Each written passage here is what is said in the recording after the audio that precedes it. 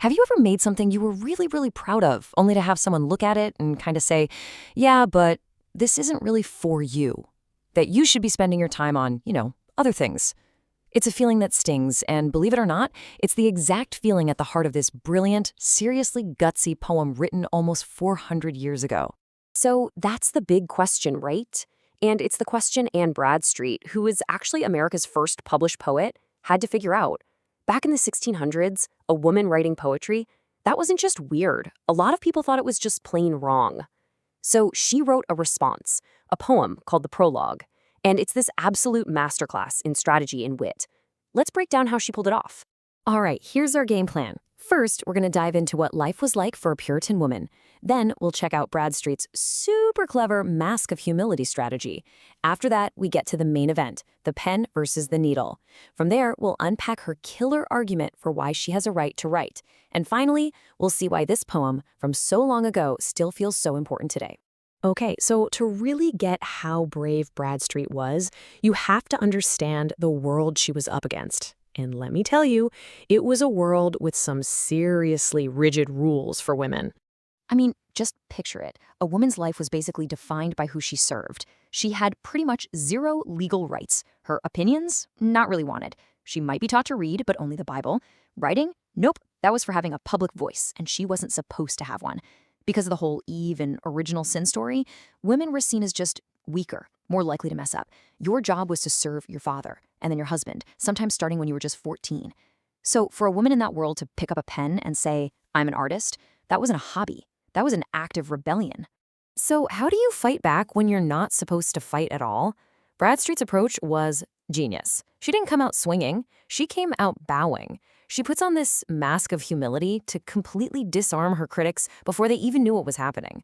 Right at the start of the poem, she's like, oh, all that important stuff, wars, kings, all that history, that's way too big for my little mean or humble pen.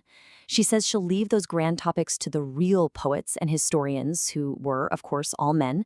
She's basically saying, hey guys, don't worry, I know my place. My silly little poems won't get in the way of your important work. It's such a classic move of playing dumb to get ahead. And then, to really sell this humble act, she brings up this guy, Du Bartas. You've got to understand, he was a total rock star poet back then, especially for the Puritans. So by saying her own skills are nothing compared to his, she's doing two things at once. One, she's showing her male critics, hey, I've done my homework, I know who the important writers are. And two, she's perfectly playing the part of the meek female writer. It's so, so smart. And this line, this is where she takes the self-deprecation to a whole new level. She says, some people can get better with practice, but not me.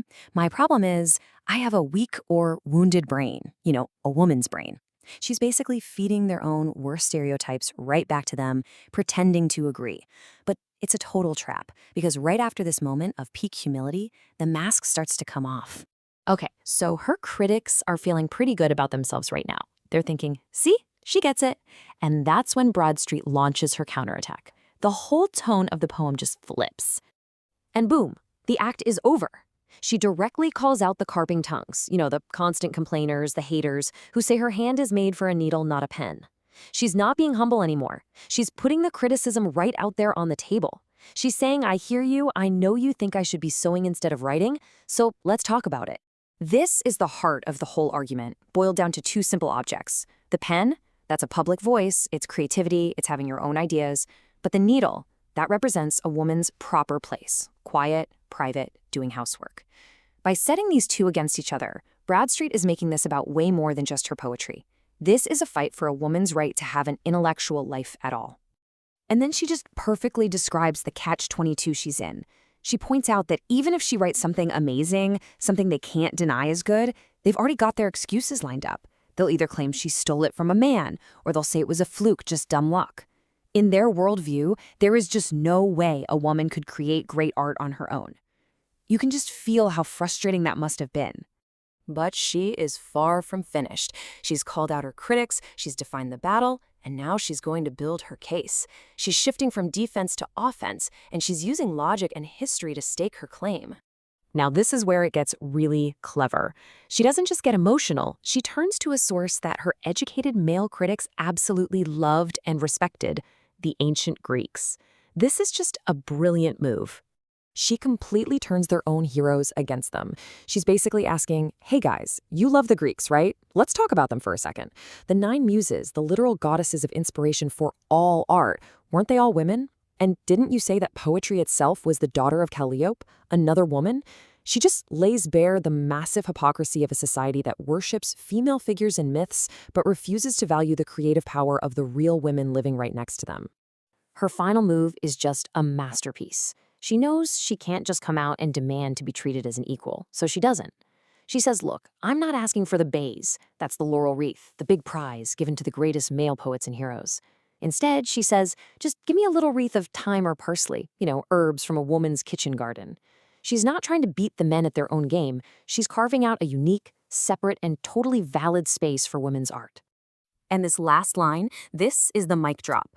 It's so witty and confident. She says her unrefined poetry, this raw ore, doesn't compete with the men's glistening gold. Oh no, it improves it. It makes their gold shine even brighter. With one brilliant sentence, she goes from being a threat to being an asset. I mean, how do you argue with that? If you do, you just look petty and insecure. So what's the big deal? Why are we still dissecting this poem of 400 years later? Let's talk about the legacy of the prologue. When you step back and look at it, the prologue isn't an apology at all. It's an incredibly bold declaration of a woman's right to create and think. It's a textbook example of how to challenge a system from the inside, using its own rules against it. By twisting the meaning of symbols like the pen and the needle and using the Greeks' own history against them, she builds this airtight case for her right to have a voice. Honestly, it's one of the first and most important pieces of American feminist writing, period. And you've got to realize, by defending her own poetry, Bradstreet was doing something so much bigger. This was a quiet but powerful attack on the entire Puritan idea of what a woman was supposed to be. Every line that argues for her pen is a line that argues for a woman's mind. And all of this leaves us with one last thing to think about. Bradstreet had to fight the idea that a woman's hand was for a needle, not a pen. So it makes you wonder, what are the needles of our time? What subtle or not so subtle expectations still exist that try to tell certain people what they can or can't create, what they should or shouldn't think, or what they are and are not capable of?